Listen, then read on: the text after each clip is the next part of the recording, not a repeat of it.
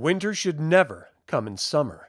But in this timeline, the snow never stopped falling, and the dragonlances themselves became weapons of darkness.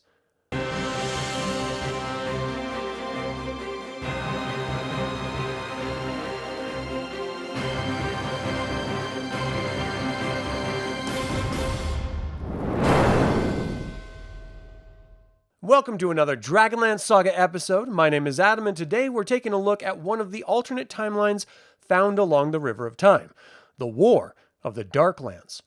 I'd like to take a moment and thank the DL Saga members and Patreon patrons, and invite you to consider becoming a member or patron. You can even pick up Dragonlance media or get $10 by signing up to startplaying.games using my affiliate links. I'm referencing the Legends of the Twins sourcebook for this information. If I leave anything out or misspeak, please leave a comment below. The River of Time carries every age, every hero, and every tragedy forward, but it does not flow as a single unbroken stream. Branching from it are countless tributaries, alternate Krynns shaped by small divergences or catastrophic changes. The War of the Darklance takes place in one such world. Here, the Graygem is never broken.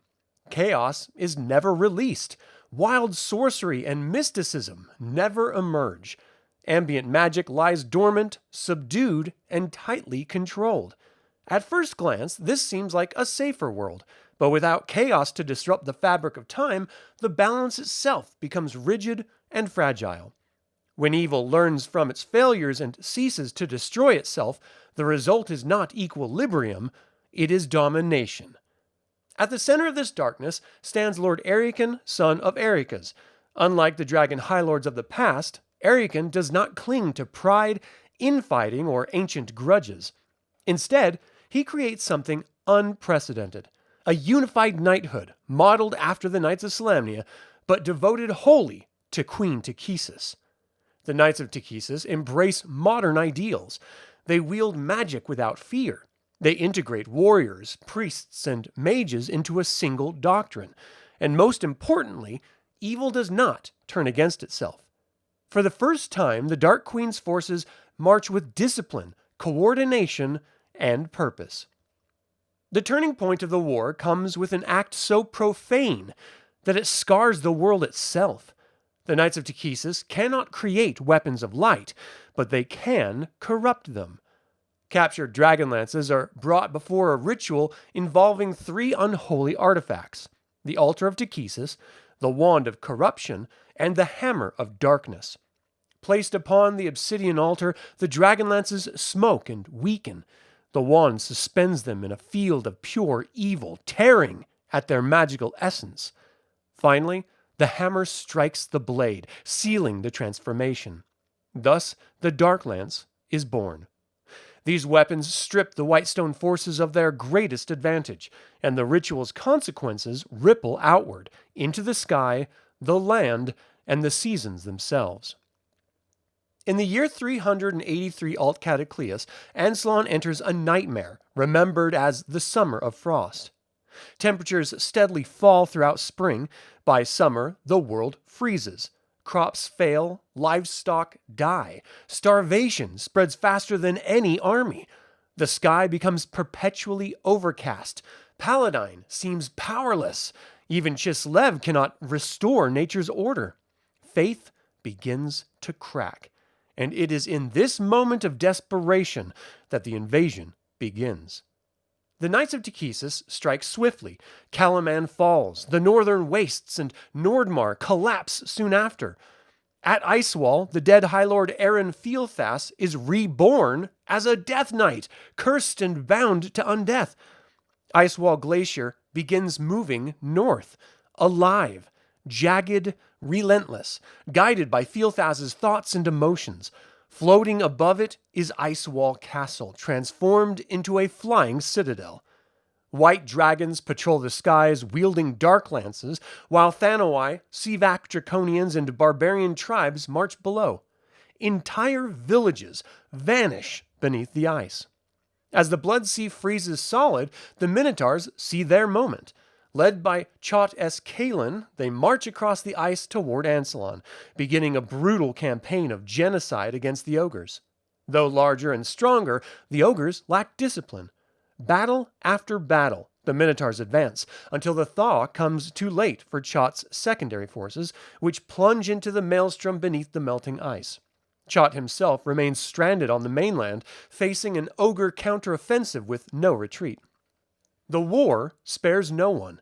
The Quellenesti forest burns, assaulted by dragons and thorn knights. Quellenost is destroyed. Elves flee, some to Ergoth, others east towards Sylvanesti, where they are met with resentment and fear. The High Clerist's tower falls for the first time in history. Tanishef Elven and Steel Brightblade die in its defense. Their fallen comrades are buried in mass graves, their names carved into stone. Palanthas surrenders without a fight.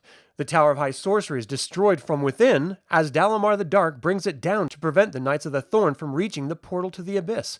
Whether Dalamar survives is unknown. Ergoth becomes the last refuge. Overcrowded, hungry, diseased, clerics of Mishakal work tirelessly, overwhelmed by suffering. Gnomes abandon their invention for joy and instead build engines of war. Even the Kender feel the weight of despair. Yet, resistance survives.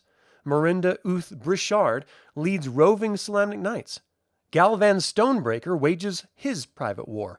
Underground movements form in Palanthas and Kur, and even within the darkness, evil begins to strain against itself. Erin Fielthas seeks to overthrow Ariakan. Miriel Abrena consolidates her power.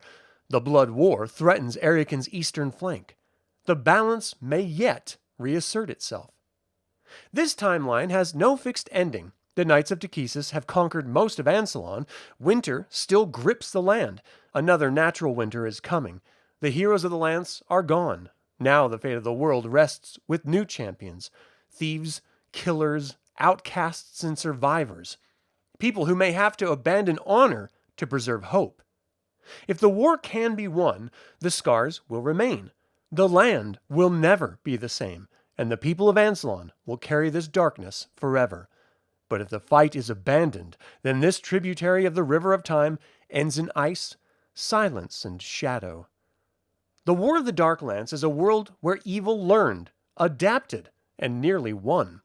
A Krynn where hope is fragile, honor is costly, and the balance hangs by a thread. And that makes it one of the most haunting alternative timelines in all of Dragonlance. But that is all the time I have to talk about the alternative timeline, War of the Darklance. Do you like the idea of Dragonlances being corrupted? Can the Death Knight Fielthas rival Lord Soth? And finally, will the Knights of Takhisis ever be overthrown? Leave a comment below. I would like to invite you to subscribe to this YouTube channel, ring the bell to get notified about upcoming videos, and click the like button. It all helps other Dragonlance fans learn about this channel and its content. Thank you for watching. This has been Adam with DragonLance Saga, and until next time, remember, a chap who can point at you and say die has a distinct advantage.